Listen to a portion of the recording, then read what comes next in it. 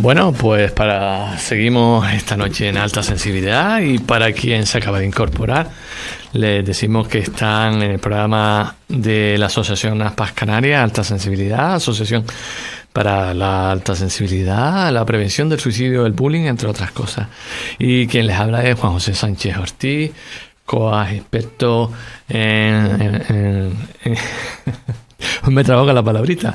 Pues bueno, experto en la cuestión emocional y en la gestión emocional. Fíjense, si no lo diré 20 veces al día, gestión, en la gestión emocional. Y miembro de la Asociación ASPA, cofundador y colaborador en diferentes medios para hablar de bienestar y salud mental. Pues muy bien, aquí estamos. Y ahora con nosotros nuestro siguiente invitado, Carlos Alcalá Marcos, del que le hacemos una pequeña reseña, como siempre. Antes de darle paso, es psicólogo, divulgador y consultor especializado en salud mental y bienestar, especialmente en el contexto del teletrabajo y las nuevas formas de vida laboral. Es fundador del Playing Camp, un proyecto de bienestar corporativo que utiliza el juego y el trabajo en equipo para mejorar la salud emocional y la cohesión en las empresas. Además, desde la neurociencia. Compagina su labor clínica y de acompañamiento psicológico con la docencia, la escritura y las charlas sobre gestión emocional, victimismo, resiliencia y vida digital saludable. Además, impulsa una iniciativa lúdica y social como Jugando por la Paz, que conecta juego, comunidad y cuidado de la salud mental. Pues buenas noches, Carlos. Encantado de tenerte aquí y deseando saber qué podemos aprender de ti. El gusto es mío. Buenas noches, Juan. Un placer. Pues muy bien. Vamos a un poquito a saber cómo definirás hoy tú la salud mental, más allá de no tener un trastorno, y la relación con el mundo laboral. Pues para mí la salud mental es tener una vida, bueno, un poco aristotélico, ¿no? La parte del hedonismo, una vida que se disfruta, y luego la parte del propósito, una vida que tiene sentido para el individuo. Y luego está la parte del accionar en ese propósito y el estar ocupado, el llegar a esa autoactualización, ¿no? Como sacar el máximo provecho sacar el máximo provecho de uno a través de potenciar sus habilidades y descubrir qué es lo máximo que uno puede llegar a hacer. Fantástico. ¿Qué problemas de salud mental ves aparecer con más frecuencia en el contexto laboral y del teletrabajo, Carlos? No sé si solo es del laboral o el del teletrabajo o de toda la sociedad. Sí, creo que ahí la trago. Para mí, bueno, creo que el teléfono móvil, hace unos años me hice un vídeo. Existe este libro, se llama Sapiens, del autor Harari, Yuval Noah Harari, y él habla sobre cómo la agricultura fue una especie de timo o de una especie de engaño del ser humano que vivía tan feliz en la naturaleza, y apareció la agricultura que le permitió aumentar su calidad de vida aparentemente porque pudo vivir en ciudades y ya no tenía que ir cazando y recolectando, pero le trajo todos los aspectos negativos de vivir en una civilización. Sí. Desde el incremento de enfermedades hasta menos ejercicio, solo un tipo de ejercicio específico, la especialización de las profesiones también. Entonces, hace unos años hice un vídeo sobre cómo, para mí, los smartphones en particular, incluso más que el internet o la tecnología, para mí es el smartphone y en particular las redes sociales, ¿no? O sea, tener a robots que están especializados en capturar, retener y mantener la atención, que es el algoritmo que está por detrás de las redes sociales. Para mí eso es un poco el gran engaño de la humanidad de nuestros tiempos, sobre cómo hemos pasado de interaccionar cara a cara y tener vidas que tenían muchísimo fruto por estar en presencia, ahora pues estar mirando a una pantalla todo el día que es más lista que nosotros. O sea, ahora ya con el ChatGPT es obvio que los robots son más listos que nosotros, entonces pues ya nos retienen mejor que la atención y por lo tanto el resto de la vida se vuelve muy insípida, por contraste. Y a nivel más laboral, pues bueno, normalmente la gente pues es una oportunidad para estar con otras personas, pero de forma similar nos la pasamos mirando a pantallas y cuando no son pantallas, pues a veces son relaciones que acaban siendo tóxicas porque el ambiente... No, en otras sociedades un poco menos, pero en España hay mucha tendencia hacia la victimización y hacia la queja. Entonces sí que se puede generar esos entornos en los que se está más enfocado en las cosas que no funcionan que en las que sí funcionan o cómo solucionar aquellas que no funcionan también. Sí. Además, hay un estudio científico que dice que el entrar en la queja, o sea, la queja es una herramienta cuando la utilizamos de forma correcta, porque nos hace movilizarnos, si nos hace movilizarnos más bien, ¿no? Que porque o sea, si algo está mal, dice, bueno, esto está mal, no me gusta, vamos a hacer lo posible por cambiarlo, ¿no? Si está en nuestras manos, y si no, pues aceptarlo, como dice el viejo dicho, ¿no? Es lo ideal, pero cuando uno entra en la queja constante, eso no ayuda, y al contrario, el cerebro de las personas que están constantemente en queja tiende a sufrirlo, y de hecho suele haber menos materia gris, y suele tender a una visión más negativa de las cosas, además, y cae en una especie de círculo vicioso muchas veces. Y además no solo la persona que lo hace, sino que influye negativamente en el entorno, ya que las personas que están expuestas a personas que se quejan mucho, pues también acaban, digamos, teniendo ese efecto en su propio cerebro, según estudios de neurociencia. O sea que es importante lo que dices, ¿no?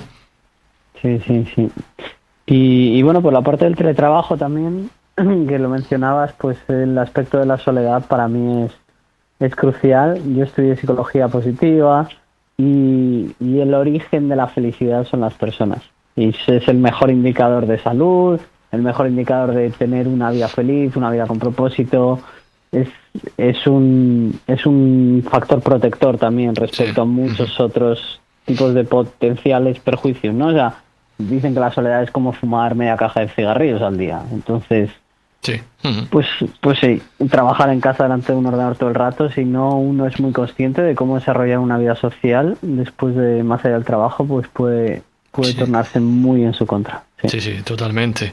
Y además hay que añadir que tienes que tener una red de apoyo, que no tiene que ser una gran, sino simplemente esas 3, 4 personas que tienes, que sepas que pues, cuentas con ella, que te encuentras mal un día, la llamas y sabes que va a estar ahí para ti, y viceversa, por supuesto. No es esa idea a veces de las redes sociales, 1000 amigos que no sabes quién son y que nunca has hablado y que tal, pero son tus amigos porque lo tienes el nombre en la red. No, es todo lo contrario, ¿verdad?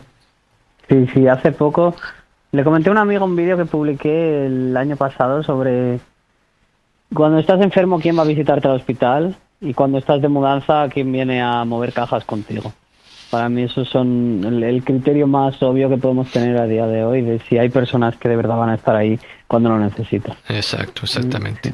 Hombre, también tengo que decir que tengo algunos amigos que los conozco online y considero que son amigos porque estamos para las verdes y las maduras, aunque no estemos físicamente, pero en todo lo que nos podemos apoyar en un momento dado en cosas, estamos ahí. Y también, o sea, no necesariamente tiene que ser física, estar físicamente, o sea, sino también se pueden tener buenas relaciones que te aporten y tal en la distancia, pero lo ideal siempre es que haya alguna red de apoyo o alguna persona o 2 o 3 que estén a tu lado, ¿no? Ese un abrazo es sanador en muchos aspectos, ¿verdad?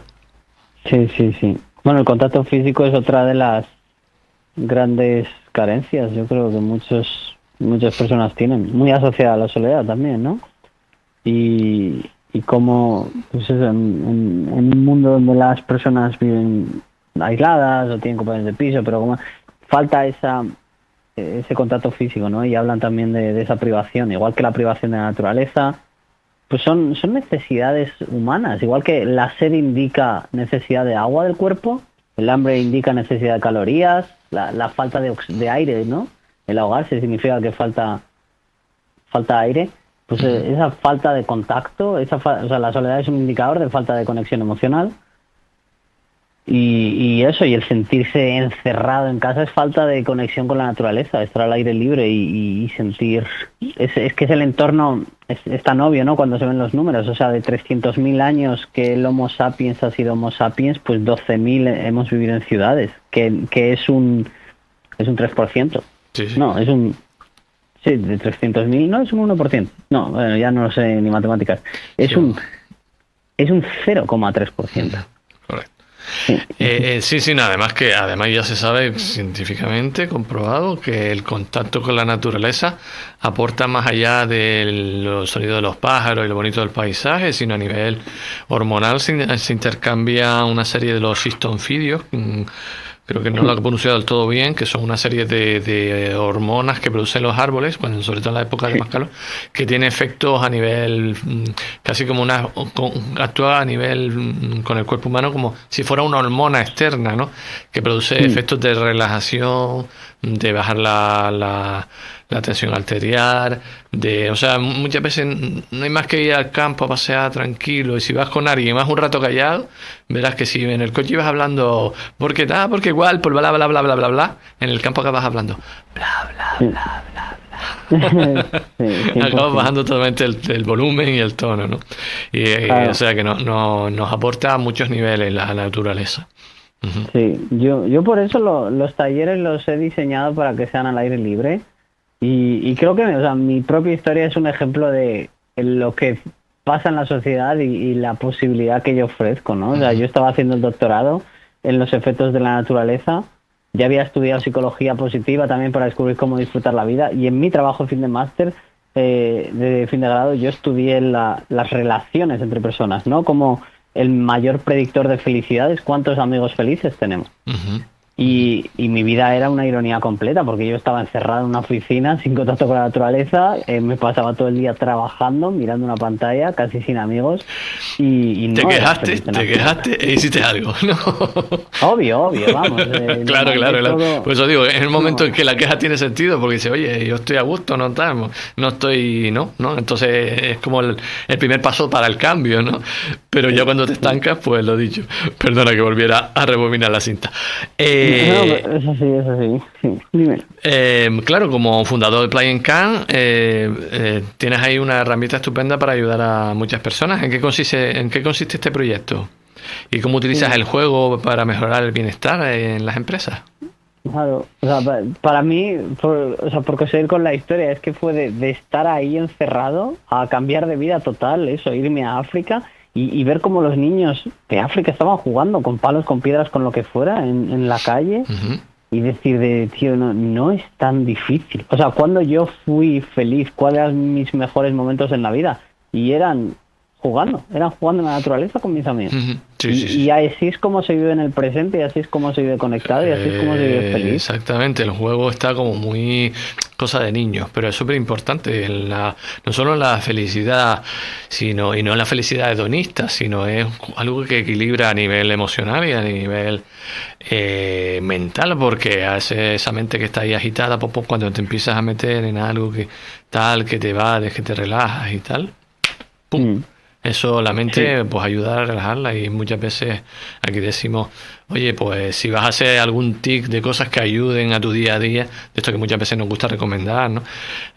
Con nuestros invitados, pues siempre procura hacer algo que te guste. Si te vas a ir al gimnasio y a ti no te va a meterte en un sitio cerrado a hacer pesas, pues vas a ir 2 veces. Ahora, si tú lo que te gusta es, pues que en vez de un ejercicio tan intenso, caminar y pasear, aunque sea por un parque por bajo los árboles, lo vas a hacer mucho más a menudo y vas a tener constancia, y te va a dar ese momento de placer y de juego también, ¿no? Porque no deja de ser momentos de lúdicos, ¿no? Claro.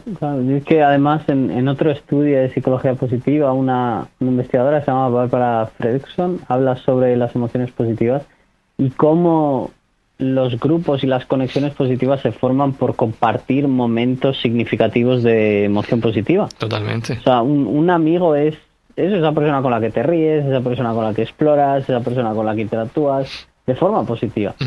Entonces, el Play Camp en el fondo en la esencia es recuperar la práctica fundamental de conexión y de aprendizaje de los mamíferos, que es el juego.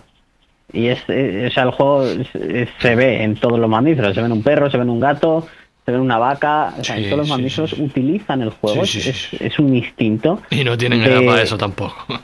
Claro, de conocimiento de la realidad y de interacción con la realidad. Y con los demás y con los congéneres.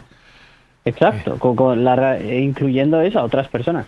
Entonces, la ventaja que tiene el ser humano es que, bueno, pues cuanto más, a mayor cantidad de nuestras necesidades que están satisfechas, más tiempo libre de alguna manera tenemos. Y para mí el Playing Camp es esa alternativa a una pantalla que te va a succionar ese tiempo libre y recuperar todo este tiempo que las máquinas aparentemente nos están dando. Por eso el lema de los robots trabajan y los humanos juegan. O sea, en un futuro en el que cada vez más las máquinas, la inteligencia artificial, los robots pueden hacer esos trabajos, siento que el ser humano va a recuperar muchísimo más tiempo y más espacio para invertir en desarrollar sus habilidades, desarrollar sus relaciones y encontrar un propósito a su vida que sea más creativo. Sí. Y por eso el juego me parece la herramienta por excelencia de desarrollo cognitivo, de desarrollo emocional, de desarrollo físico, de desarrollo social y de desarrollo espiritual, de conectar con uno mismo y con el presente. Totalmente, y tan importante. Y de hecho es la forma en que lo hacemos de forma espontánea, natural, cuando uno es un niño. Y desde que es un bebé empieza a jugar con esto que hace ruidito, aquello de colores que quiero coger, o sea, es algo inherente al ser humano, al ser vivo, porque como decía, todos los animales lo tienen en sí, no hay edad, o sea, más allá de las limitaciones que ya puedan ir teniendo, a lo mejor pues un animal que ya no puede correr igual, pero tú ves un perro de muchos años, llega un cachorrito, empieza a saltar al lado de él y el perro también empieza a saltar, el perro más viejito, ¿sabes? O sea que... Sí, o sea, es muy gracioso que lo menciones porque estoy yendo a hacer muchos talleres a residencias de ancianos y claro, o sea, tú imagínate que te ofrezco una actividad que vas a aprender más rápido porque se aprende mucho más rápido a través del juego. Comprobado totalmente, neurológicamente. Hacen falta, ¿cuánto dicen? Dicen 4 o 5 repeticiones. Cuando se hace un aprendizaje consciente repetitivo se necesitan 30 repeticiones y con el juego son 5. Entonces, o sea, tienes un décimo del esfuerzo, disfrutas mucho más del proceso y además que, bueno, yo tengo muchas teorías del juego. Una de ellas es el estar siempre en un estado de flow. Entonces, lo que es muy fácil lo haces difícil, lo que es muy difícil lo haces fácil. Sí. Porque el juego es adaptativo y es muy inclusivo. Entonces, yo ahora en las residencias de ancianos he adaptado la experiencia para que todos, independientemente de su nivel de dependencia o independencia, puedan participar dentro de su nivel. Y las terapeutas ocupacionales, las trabajadoras sociales, las animadoras, todas me dicen, wow, es increíble cómo estaban participando algunas de las personas que no suelen participar, cómo se reían y cómo se movían. Porque yo les estoy haciendo moverse, pero como les estoy contando una historia y estamos todos como jugando y está el grupo todos haciendo lo mismo, esa influencia social, ese envolverlo dentro de otro tipo de actividad, se consigue que la persona se mueva, piense, sea mucho más creativa de lo que ella conscientemente se cree, porque se ha puesto esas limitaciones. Bueno, yo hace tiempo que no hago lo de abuelito cebolleta y retrotraerme a viejos recuerdos, y esto que me acabas de comentar me recordó pues que yo también hace muchos años trabajé en una residencia que pertenecía a Cáritas, solo de mujeres, además mujeres que estaban en desamparo, que además muchas veces había mucho conflicto entre ellas porque venían de diferentes estratos sociales. Había unas que no sabían ni leer ni escribir, que vienen de la agricultura y la vida los llevó ahí, y otra gente que había viajado, habían vivido en París, había tal y cual, y la vida, las cosas de la vida, las llevó a ese mismo punto. Pues claro, ahí la gente no sé, y yo pues muchas veces las conectaba hacia un trabajo, ¿sabes? De gestión emocional, de solución de conflictos, de trabajo del duelo y demás, la propia gestión de la propia mortalidad y demás, ¿no? Y básicamente la mayor parte del trabajo era lúdico, era jugando, que ellas conectaran, qué tal, y a mí me llamaba la directora el pacificador. Porque sí, el pacificador, para que veas cómo era el patio. O sea, cuando yo iba, estaban 2-3 días tranquilas hasta cuando más se revolucionaba el fin de semana, que era cuando más tardaba, porque yo iba 2 veces en semana al principio, y era cuando más se notaba, y luego ya me dijeron, no, ven 3. Y ya las tenía más tranquilas el resto de la semana porque, claro, era una conexión que hacían con el juego que a nivel emocional y tal conectaban y era otro rollo, ¿no? Era totalmente... Sí, es una herramienta fantástica y gracias por recordármelo porque mira, son cosas que ahora no tenía presente y es verdad que sí, que uno ha tenido la experiencia de ver que con las personas mayores también es importante en la parte lúdica, sí. Sí, y lo agradecen muchísimo porque además como mucha parte de este trabajo es de conexión con el niño interior o con la niña interior. Sí. O sea, yo me encanta preguntarlo siempre al final de los talleres de hacía cuánto que no hacías esto, hacía cuánto que no... Yo he visto, gente que no se descalzaba en la hierba o gente que no escalaba un árbol o gente que no le abrazaba a un grupo de 10 personas. Entonces, claro, ¿hace cuánto que no te sucede esto? Y algunos es como 30, 40, 50 años. Y creo que la palabra clave que has mencionado, o sea, pacificador. O sea, el juego como herramienta de resolución de conflictos es extraordinaria también. Porque es eso, el entender dónde están los límites de cada uno, el expresar los límites de cada uno dentro de un formato lúdico, ¿sabes? Sin esa presión de tienes que hacer esto, no tienes que hacer esto, sin esa confrontación de pues tú haces esto, yo hago esto, yo no hago esto, yo no hago esto. Es otro tipo de diálogo, es otro tipo de interacción. Es una apertura al ¿qué pasa y si hacemos esto? ¿O cómo sería si esto sucediera? No tiene esa carga no autoridad, sino de imposición. El juego no impone, el juego invita. Sí. Y incluye. Entonces, claro, pues normal que te llaman el pacificador. Cuando vas ahí, generas emociones positivas en un grupo, estás eliminando todas esas potenciales rencillas y rencores que se han generado por los roces del día a día, ¿no? Sí, de la convivencia y además personas tan diferentes. Y además, eso sí, no sé mucho lo comenté, con el tema de muchas veces la demencia que tienen algunas y esa y las otras personas que no lo entienden y hacen cosas por la demencia y lo consideran como un ataque personal o no, ella cuando tal se acuerda de no sé qué, cuando no le interesa, pero que la demencia no es que te olvides de todo, sino tienes picos de memoria, de tal, de cual. Y eso, bueno, incluso pasa con las familias que a veces piensan que esa persona pues está fingiendo porque oye, se acordaba de esto y ahora no se acuerda de esto. Pero bueno, eso hay que ser muy didáctico y afortunadamente pues hay herramientas para que la gente vaya entendiendo. Pues muy bien, pues muchas gracias, muy interesante todo lo que nos has aportado y qué bueno en tu proyecto Playing Camp, que está en Madrid, ¿no? Sí, estoy en Madrid, pero bueno, he hecho talleres en la página web se puede encontrar más información, o sea, desde África, que ya empecé a hacer los talleres aquí, pues he hecho talleres en bastantes ciudades de Europa, en Berlín, en Estonia y en Bali también, en Tailandia. Qué bueno. Ahora en el momento en el que estoy es pues empezando a entrenar a otras personas. Entonces, si a alguien le apetece convertirse en pacificador de Playing Camp, pues que visite un poco la página web. Y oye, para mí es el mejor trabajo del mundo porque es literalmente jugar y se disfruta, vamos. Yo creo que es el trabajo con más significado también, el hacer feliz a otras personas y el quitarle todos esos sufrimientos de una forma divertida. Pues sí, bien. Fantástico, maravilloso. Pues muy bien, solo nos queda hacerte la última pregunta que le hacemos a todos los invitados, que es ¿qué pregunta nunca le han hecho y le hubiera gustado que te lo hubieran realizado? ¿A mí? Sí, a ti. En algún curso o en una entrevista, incluido en esta. Si la hay, si no la hay, pues...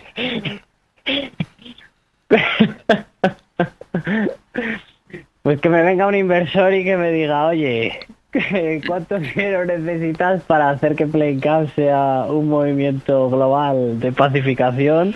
Y dime tu número de cuenta que te envío la cantidad. Vale, déjame el número de cuenta que yo me encargo. Claro. Qué mal quisiera, ¿no? Qué mal quisiera claro, yo. Esa pregunta estaría muy bien. Sí, la verdad. ¿Cuánto necesitas y cuál es tu número de cuenta y qué recursos a nivel de recursos humanos, tecnológicos, de talento y todo necesitas para llevar a Playing Camp? Estaría muy bien. Sí. Pues nada, solo nos queda darte las gracias, decirte que esta es tu casa, como le decimos a todos nuestros invitados, que en cuanto quieran comunicar, compartir cualquier cosa, pues saben que tienen nuestros micrófonos abiertos, solo tienen que contactar y vemos cuándo podemos hacer esa nueva transmisión. Pues muy Muchísimas bien. gracias, Juan José. Gracias A ti, vosotros. Carlos, un placer. Venga, un abrazo fuerte.